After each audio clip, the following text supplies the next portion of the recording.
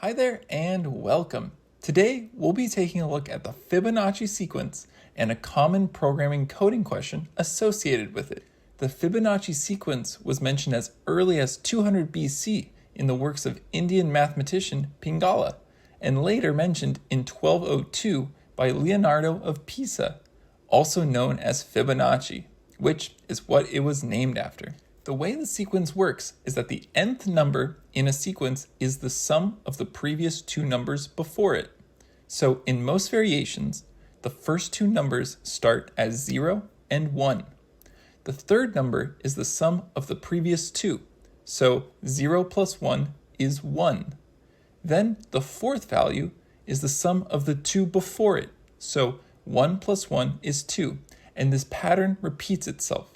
The Fibonacci sequence is perfect for a dynamic programming question, where we identify a small, repeatable pattern and build on it to devise an efficient solution.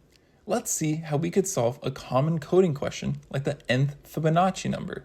So we're given an integer n, which will be the nth number in the Fibonacci sequence.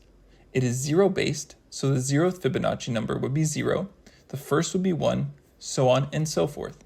And so we're asked to return the nth number in the sequence. So how would we solve that? Well, first we want to check if the Fibonacci number n is a 0 or a 1, because if it is, we just return that value, either 0 or 1, since those are the actual values at those indices. So we can make a conditional statement for that. Next, we want our start point, which will be an array of the first two values, since we need two numbers to sum up to the next value. So 0 will be at index 0, and 1 will be at index 1.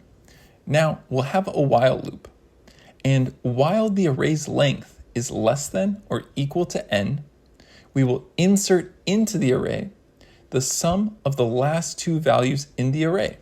So r at index array length minus 1 plus r at index array length minus 2.